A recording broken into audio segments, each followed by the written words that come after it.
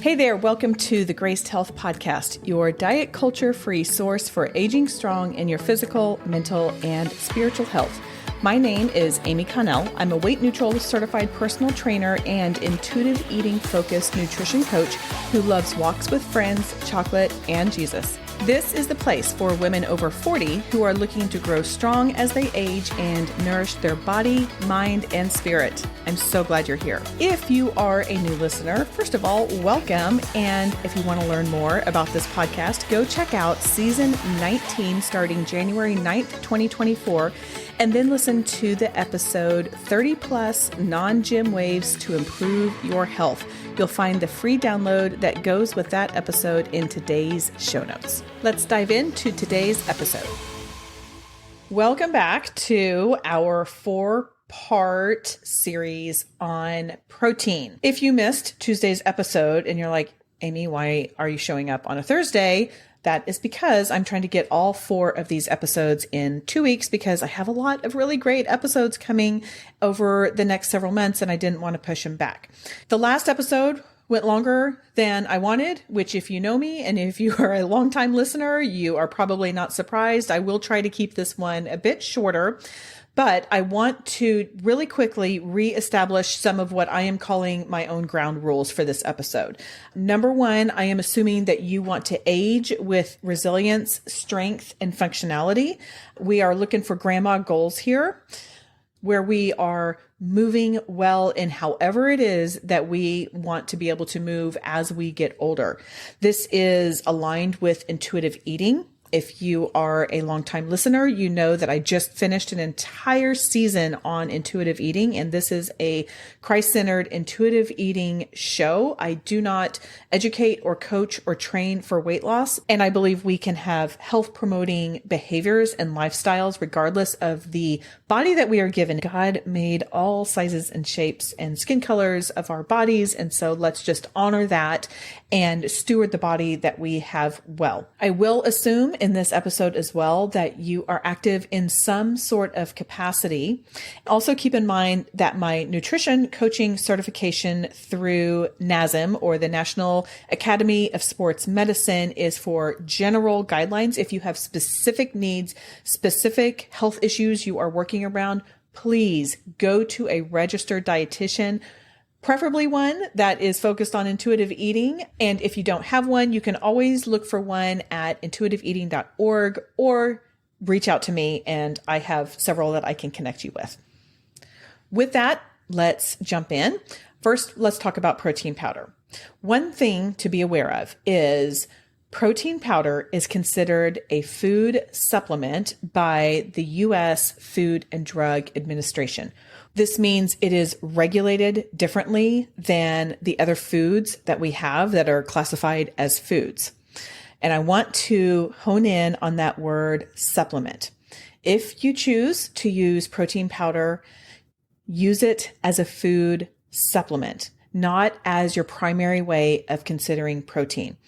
God gave us these amazing bodies, and He gave us an abundance of food, plants and animals, whatever you like to consume. And that is what our body is going to thrive best on. Again, this is assuming general population. There are some people who need to have specific types of foods to meet their specific body needs. That's not what this episode, or not who this episode is for. We're talking about general guidelines. First, we want to make sure that we are eating enough. That can be an issue. And with the understanding that all foods are morally equal, there's none of this good foods, bad foods. There are some foods that provide more nutritive value. So those are the ones that have more nutrients. These are what I call nutritionally dense foods. That's the term that I use in my book for teen girls, which does not get into the weeds as much here. It gives it to them in very easily digestible chapters. No pun intended. Nutritionally dense foods and foods that are like you can hold it in the palm of your hand and know where it came from. Those are the ones that will oftentimes help us feel and function best. Is it always the best answer? No, I am not demonizing anything here. But with regard to protein powders and as a food supplement, consider them and use them as a supplement. And this does include protein bars as well. Protein bars are great for on the go. They're great for travel. They're great for I just need to eat something really quickly. But I don't think that those are exactly what we want to have as our primary source of protein. So when possible, use protein powder and protein powder type foods to supplement the whole plants, whole animals, not whole, entire animal, but just whole foods that you consume. Now let's talk about types of protein powder. I'm going to put these into two main categories, but one of them kind of has multi-categories. So one of them is whey. Whey is the protein found in dairy, in milk. If you can consume dairy and you don't have a problem with it, or you can have whey protein, honestly, that's ideal. And in fact, whey protein isolate, because there's a lot of different types of whey protein, but whey protein isolate is considered the gold standard and has the highest amount of leucine to trigger that muscle protein synthesis. And if you're just joining us for this episode, go back and listen to episode 1 to hear more about what all of that is and what I mean by leucine and muscle protein synthesis and all of that kind of stuff. So that's one category of protein powder. Another category is going to be your plant-based. There are a ton of different types of plant-based. Each different type of plant offers a different amount of leucine. Again, this matters because leucine triggers the muscle protein synthesis, which is what helps to rebuild and repair those muscles. So muscle protein synthesis, a good thing. Leucine, a very good thing. Protein powders, they will have varying levels of that. I know at the grocery store that I go to and I look at all the different plant proteins, there are a ton of them. You can see pea protein and hemp protein and rice protein and soy protein and egg white protein. I mean, there's all kinds of different ones. And actually, I guess that is a third type of protein because egg white is not necessarily whey, clearly, but it's also not plant-based. So egg white protein is another type of protein. According to Dr. Stacy Sims, who I shared in episode 1, is one of the voices who I learned from and who I trust in this space specifically as it relates to women and perimenopause and beyond women. She says that pea, hemp, and quinoa protein are really your best bets for getting a good amino acid profile. Amino acids, or you might see them as BCAA, which are branch chain amino acids, are just a group of 3 essential amino acids that play important roles in our body, particular in muscle function and metabolism. So those also will help promote your muscle protein synthesis. It helps reduce your muscle breakdown. It will decrease your exercise related or exercise induced fatigue. So like when you've had a really big workout, that can help. And then it also helps support recovery for after exercise. Remember, one of the assumptions that I made that I shared in episode 1 is I am assuming you are active in some capacity. So BCAAs are important in our active lifestyle, which yes, you absolutely can get from regular foods. We're just talking about them today in relation to protein powders. So again, pea, hemp, and quinoa protein are good to get that strong amino acid profile. That can be a little hard to find on your grocery shelf. However, I do have one that I feel like fits the bill pretty well for that, and I'll share that here in a minute. When you are looking for a protein powder, here are some things to look for. Number 1, if you can tolerate whey, get one that says whey protein isolate. Again, that's kind of the gold standard for the amount of leucine that it has per serving. Number 2, look for leucine that is going to be about 2.5 to 3 grams per serving. Number 3, just look to see that it has some BCAAs, again, to help with that muscle protein synthesis and just to help give your muscles the support that they need. And then number 4, finally, I feel this is very important. Look to see that it's third-party tested. Food supplements like protein powder are not regulated by the Food and Drug Administration here in the US. So to that end, you don't know if what they are saying on the label is actually on the label. And this can go both ways. You can get way more of something than you think. You can get way less of something than you think. You can have added ingredients in there that are not on the label that may cause issues if you are sensitive to something. So I really have transitioned over the last couple years to almost all of my supplements are third-party tested. Yes, it does cost a little more sometimes. However, in my opinion, it's worth it to know that what I'm putting into my body is what the label says. So look for that third-party testing. How do you know if it's third-party tested? There are two dominant third-party testers. One of them is NSF. N as in Nancy, S as in Stacy, and F as in Frida. I don't know. I'm making this up, but NSF. If you go to nsfsport.com, you can do a search and you can find out which products they third-party test. I have found it harder to see a comprehensive website for USP, but if you are looking on the label and it says USP, then that means it is third-party tested. There are some other supplements and food supplements out there who will do other third-party testing. Another place that does third-party testing is consumerlab.org. So think of consumerlab.org as Consumer Reports, but for supplements. That one requires a subscription. I think it's like $60 a year, but you can go and you can search and you can do your own research with that. I think it's very empowering to do your own research and to know, I mean, you've got to choose what's important to you. And so anyway, consumerlab.org is another great resource for finding some protein powders if you are interested in that. Lately, I have seen a doctor who focuses on menopause and women's health and hormones, and she does a lot of really great education. But she recently came out with some products and she had those third-party tested.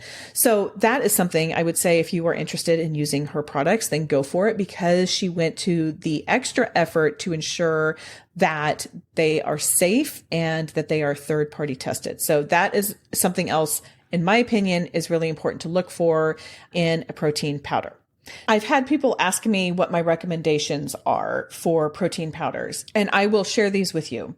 But just know that one of the reasons I use these is because I can pick them up at my grocery store and they meet some of the needs. This is absolutely not the only ones out there, but it's just what I use. I mentioned that I don't tolerate dairy very well. So unfortunately, I don't consume the whey protein or whey protein isolate, which again is the ideal or recommended one. I do like and feel really good with a plant-based protein. And so the one that I use is, the brand is Garden of Life.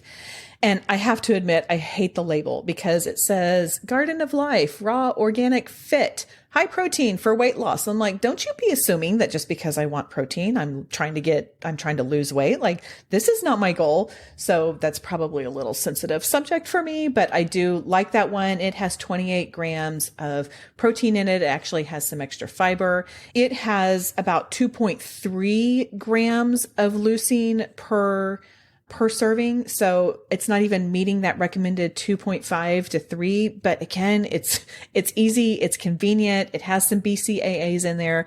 It's third-party tested. So that's just the one that I like.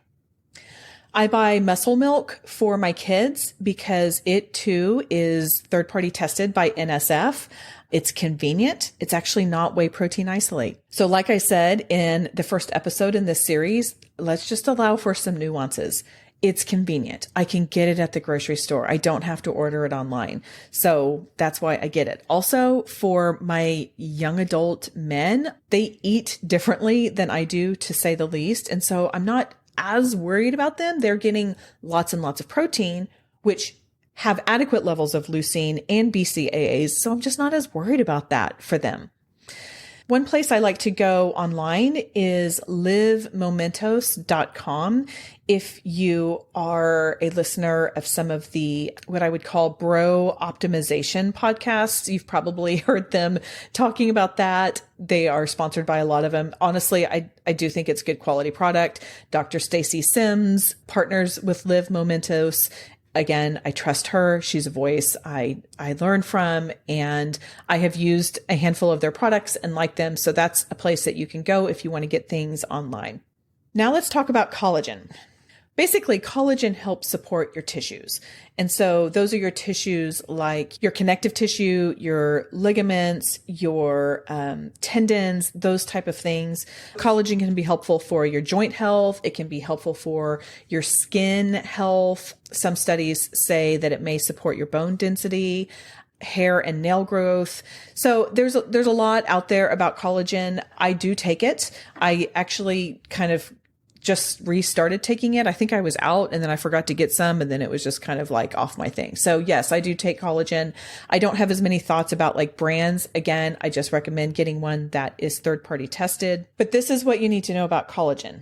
If you turn the label around, it will say like 2 tablespoons is 19 grams of protein. Yes, but it's not a complete protein.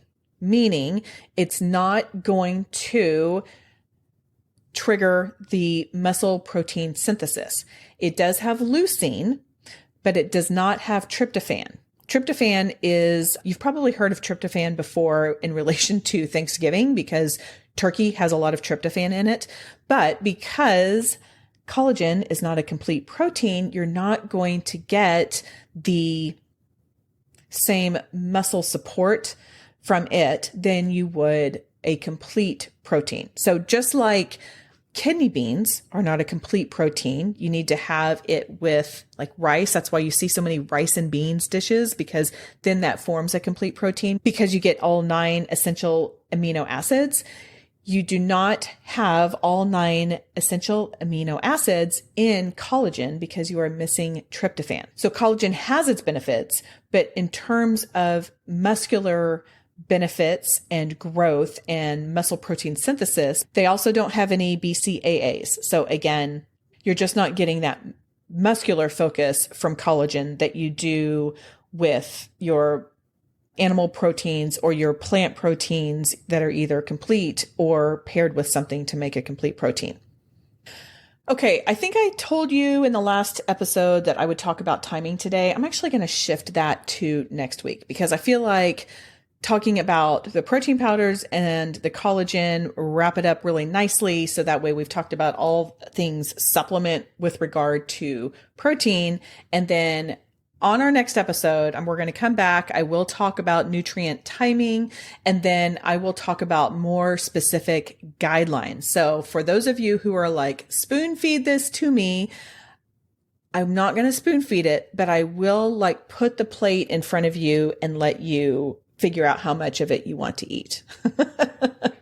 Because again, these are general guidelines and we are all different. So we'll get into more of that on the next episode. Thank you again. The other thing that I don't think I mentioned earlier in this episode, but on episode 4, I will be talking about some of the very practical strategies and applications that I have used in my own kitchen rhythms that make things simple and easy for me. And you can go ahead and grab the download now if you want. And so you can get that over at gracedhealth.com/protein-playbook. In that, I provide some recipes that I use that have protein. So these are various forms of protein. I will make the recipe. I will freeze the items, and then I'm able to pull them out so I can enjoy them for lunch, or I can pull 2 servings out and my husband and I will have them because I tell you what, empty nesting makes things a lot easier, especially when you're not feeding young adult males. But you can get that over at gracedhealth.com/protein-playbook. If you have not followed the show or subscribed the show, I encourage you to do that so you can get the next 2 episodes right in your feed. And if these have been helpful, I have a favor. Can you please either share this with someone, send it via text, put it on your stories, put it on the socials, whatever is authentic to you. Can you please share this? Get the word out about it, or leave a rating and review. Those are super helpful, as well with just showing people that this is a valuable and a helpful podcast. Okay, that is all for today. Go out there and have a graced day. Thanks for spending some of your time with me today. If this episode resonated with you, I would be so grateful if you would share it with a friend who might benefit from it. A simple text, email, or social media post could make a real difference in someone's life, and it's so appreciated by me. By spreading the word, you're helping grow our community of women over 40 committed to holistic health. And if you're feeling a little extra supportive, a review on your podcast app goes a long way. Thanks for being part of this. See you next time.